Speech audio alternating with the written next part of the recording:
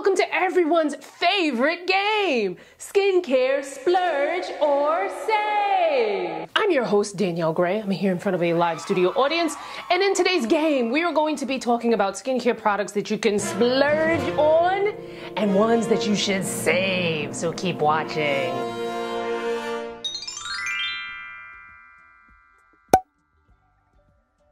Now, because the phrase skincare is an investment has been used so often, a lot of people think that you have to spend a lot of money to have the best products out there. And that's just not true. It's not true. Now, there might be some products you might want to throw some cash at, but there are other times when you should probably save your coin. How are you supposed to know? I'm going to tell you. All right, let's start off with cleansers. I don't think I'm gonna be using that for the whole video.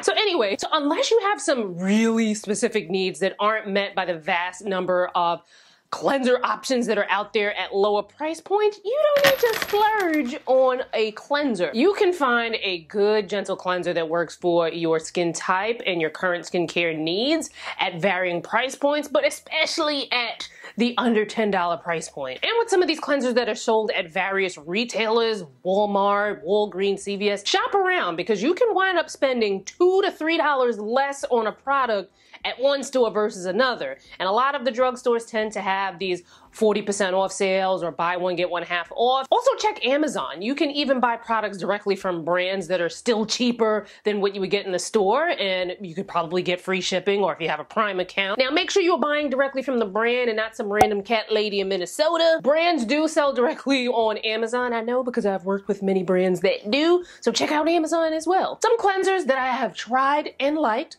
that are under $15, the vast majority of them are under $10. It was just one that was a little over $10. Are the classic Neutrogena oil-free acne wash, 2% salicylic acid. This is something that I like to use when, you know, my period's on or I'm having a couple of breakouts and I need to dial it back a little bit. And it's really easy on the pockets at under $10. The La Roche-Posay Lipikar cleanser. This is really nice if you're someone with sensitive skin, regardless if your skin is dry or oily. I found that this was a really nice gentle cleanser. Also might be something to look into if you're using prescription topical medication on your skin, such as tretinoin. If you're in that phase where you're trying to like ease your way in and you don't want to do too much, that also might be a cleanser to check out.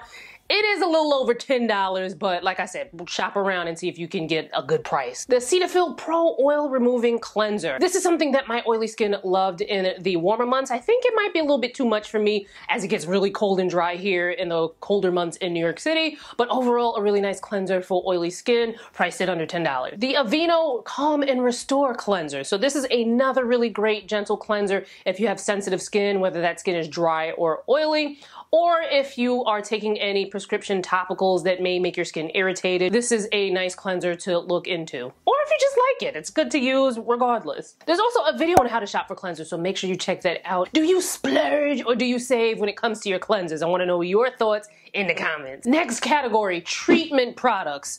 And it depends. So your treatment products are products in your routine that are going to make some sort of change to your skin. So examples of that would be your acne products, your retinol products, products that you're using to get rid of dark spots, products that you're using for wrinkles, fine lines, those sort of things. Things are gonna bring a change to your skin. Everything has a cost, whether it's gonna cost you your time or it's gonna cost you some money. So for instance, using products from a brand like The Ordinary, it's not gonna cost you a ton of money, but it can cost you some time because you kind of have to figure out which products are going to be best for your skin, which combination of products, which ones should you avoid, when to use it, how to use it. Now the thing with The Ordinary, all that information is on their website right there for you to read.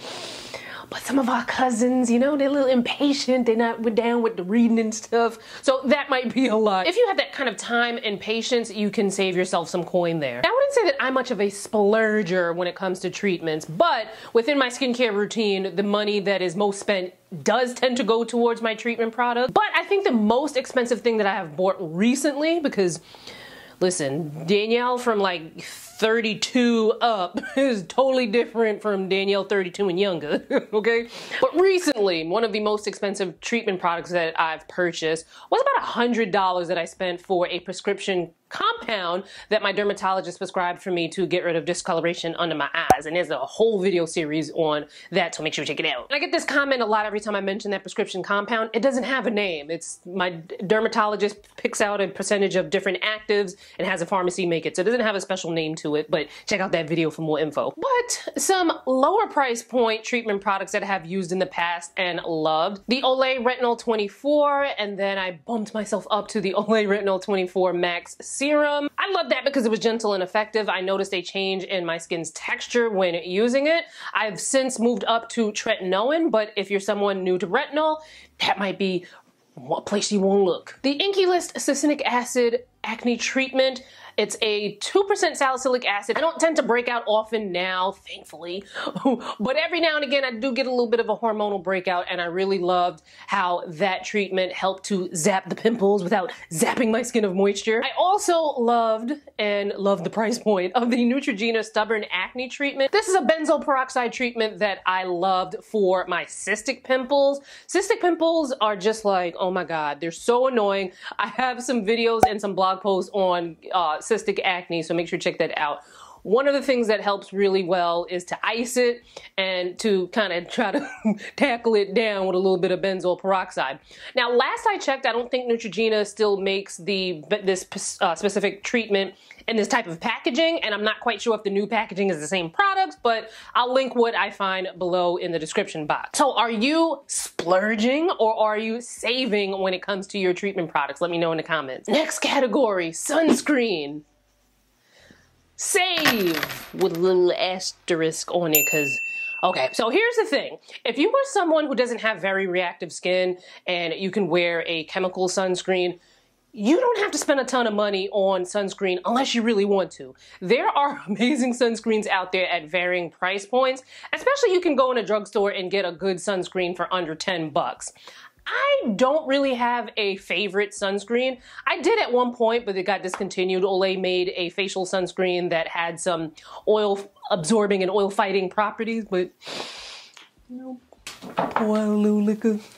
I wind up trying a lot of sunscreens for this channel, but normally I don't really have a favorite sunscreen. I just go for whatever works for my oily skin given the season. So I may have a sunscreen that I like in the summertime, I may have a sunscreen that I like in the wintertime, or I may wear the summer sunscreen in the winter with a moisturizer on underneath it. So I'm not very picky. However, if your skin is more reactive or you just prefer to wear a mineral sunscreen, in my experience, and I've tried a ton of mineral sunscreens here on this channel. Check it out if you're interested. Finding a good mineral sunscreen that looks great on deeper skin that's under like $25, it's a little bit of a unicorn. I have found some, and I'll link to videos where you can get the information and see the demos and whatnot on that. But affordable mineral sunscreens that look good on deeper skin tones, a little bit of a unicorn right now. Let me know your thoughts. Do you save or do you splurge on your sunscreen? Next category, moisturizer. And it depends. I do tend to save, but sometimes I do splurge depending on how I'm feeling. Your moisturizer's role is to prevent water loss, so there's no real need for any kind of like fancy or exotic ingredients in it unless that's what you want. You can get some really amazing moisturizers for your skin type and the season at really great price points. So some moisturizers that I have tried and have really liked that are under $20 include the Olay Regenerist Micro Sculpting Cream and the Fragrance Free. I get that for about 18 bucks off of Amazon directly from the brand. That one's got some good ingredients in it. Hyaluronic acid, aminopeptide, niacinamide.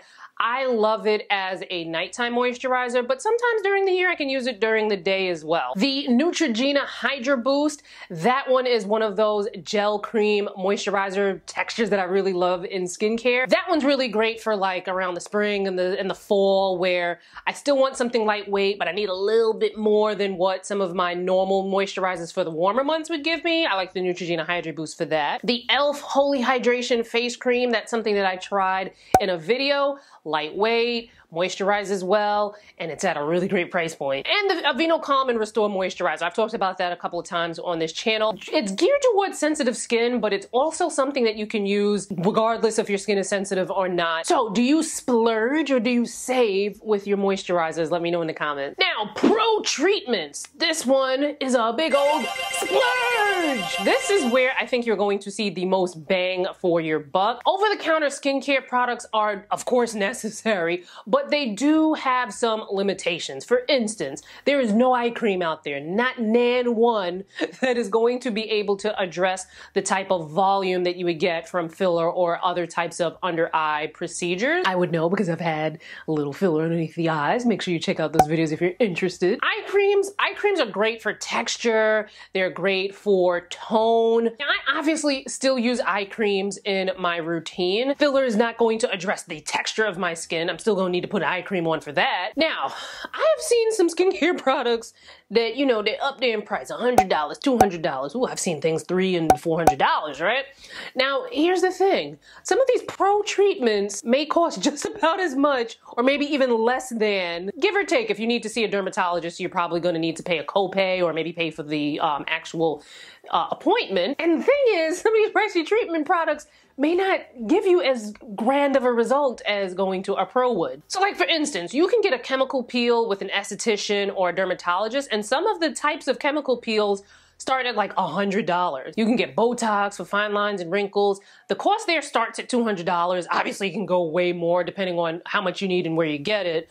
But when you look at these prices, sometimes it's like, oh, if I went and bought a $100 cream that's supposed to be like amazing, and I need to buy like 2 or 3 of them to really notice some sort of change, you might as well go to a pro where you're able to see a much better difference. Now, not all of these treatments are comparable to some of these pricey creams and solutions.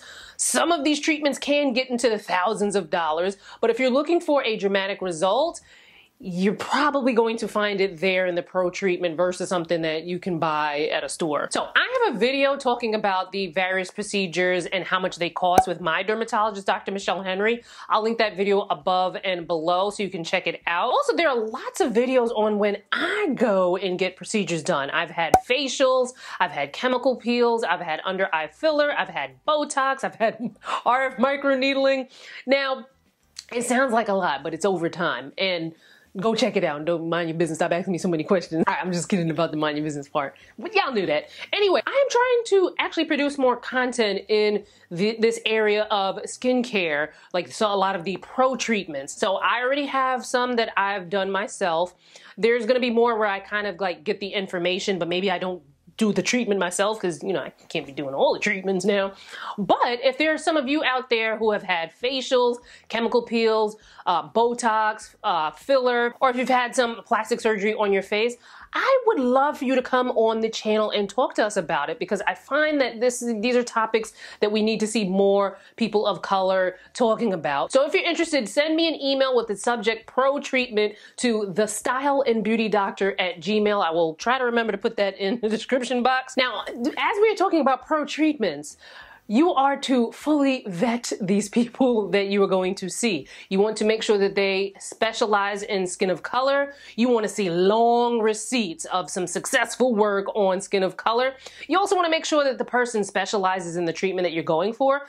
Cardiologists are brilliant, but I don't think I want a cardiologist doing my filler or my Botox. Like, Now, to find out how you even go about finding a pro like that in your area, I actually have a video which you can check out. I'll link it above and below. This video is for sure not saying never to splurge on a skincare product.